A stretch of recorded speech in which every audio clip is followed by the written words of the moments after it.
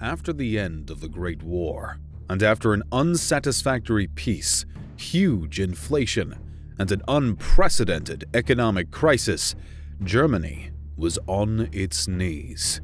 Germany was still a country with huge economic potential due to the factories and companies that still existed there. Germany was, however, only a shadow of the former monarchy. But from 1933 to 1941, Germany achieved what it had not realized in the previous war. It had a new army that was considered unstoppable, acting with precision, speed, and communication, taking by surprise the great European powers.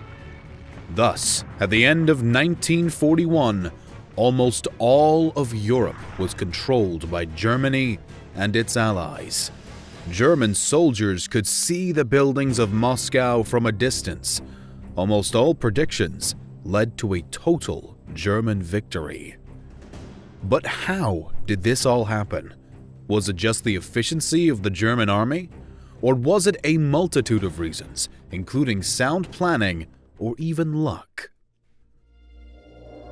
The end of World War I brought about a time of chaos for the Germans, and what the rest of Europe likely believed would prevent a near future containing a powerful German military. They were wrong. The ability of Germany to rebuild its military might generally came with the rise of the Third Reich. But before this rise was a fall brought about by the events of the Weimar Republic. After the end of the First World War, Kaiser Wilhelm II became the target of intense backlash and pressure from both the general public and his own military. On November 9, 1918, Wilhelm was forced to abdicate, and a provisional government made up of members of the Social Democratic Party and the Independent Social Democratic Party of Germany was established in his place the following day. By spring, the Weimar Republic had been formed, with Friedrich Ebert as the first president. Shortly into Ebert's term, the Treaty of Versailles was signed, reducing the German military to a mere 100,000 men. Furthermore, Germany was compelled to take responsibility for World War I, paying hefty reparations and giving up some of its territorial possessions. This treaty was a huge blow to the newly established Weimar Republic and was quickly followed by a new obstacle, this time in the form of hyperinflation and the Great Depression. This was the turning point for many working-class Germans, and the moment in which Adolf Hitler and his party suddenly became a beacon of hope. With a building concern that the Weimar Republic could soon be overrun by the communists, the German people turned to this new alternative, which quickly became the largest political party in parliament by 1932. The following year, Adolf Hitler was elected as the new Chancellor of Germany. The first few weeks of his term were hugely influential and brought about a drastic shift in Germany's projected rebuilding. The new Chancellor and his party had a plan, as could be anticipated from his speeches and from his book. It had to start from the inside, and the new party tried to consolidate its power through propaganda and normative acts. Then the rebuilding of the army had to begin, ignoring the Treaty of Versailles, with the next phase being to annex the German-speaking territories through diplomacy, influence, or military intervention. Meanwhile, with increased production and a larger army, the focus was to be on defeating their biggest rival in the region, France.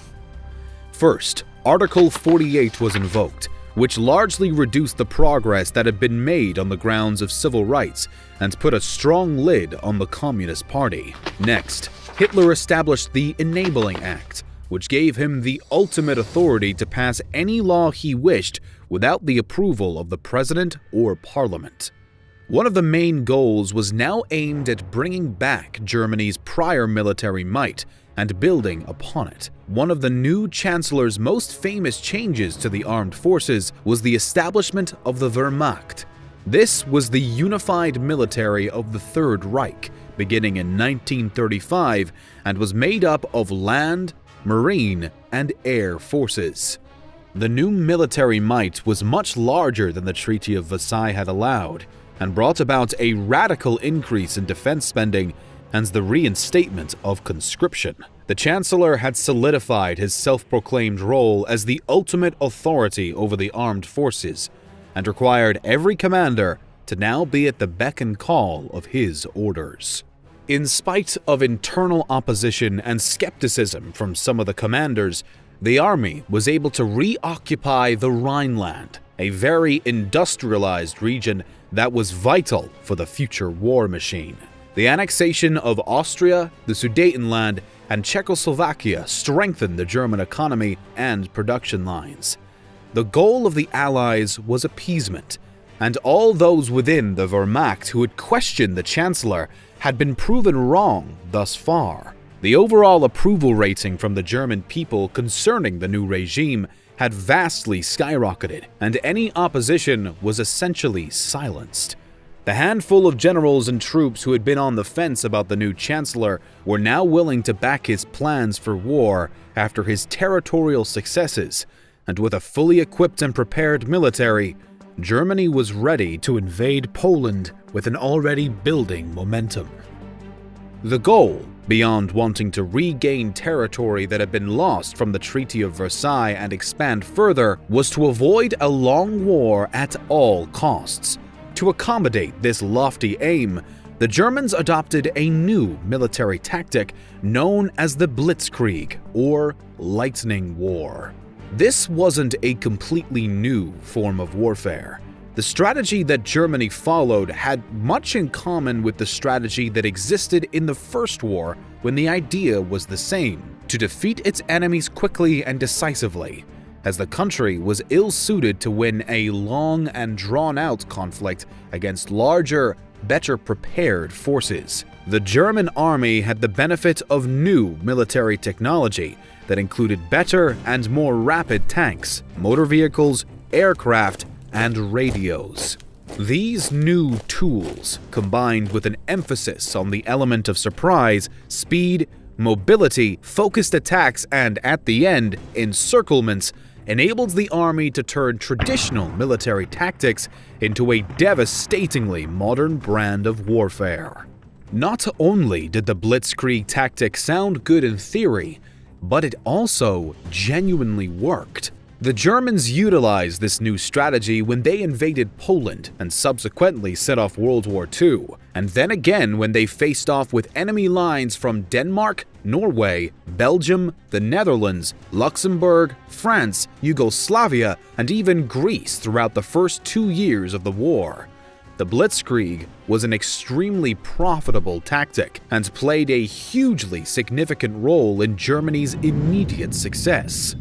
This strategy worked to quickly disorganize and throw off the enemy troops by using a narrow line or formation of concentrated offensive forces to break through enemy lines. The Germans would first locate a weak point in their opponent's defenses to create a breach, permitting armored tank divisions to penetrate rapidly and roam freely behind enemy lines, causing shock and disorganization among the enemy defenses. As their counterparts struggled to reorganize the front line and prepare new lines of defense, the Air Force prevented additional help from reaching their adversary and sending reinforcements to seal breaches on the front. As the gap widened, the flow of German troops would continue to rapidly file through that area, and a focus would be put on preventing the enemy from refilling the gap that had been created. The tanks were followed by motorized divisions who formed solid flanks protecting the military convoys.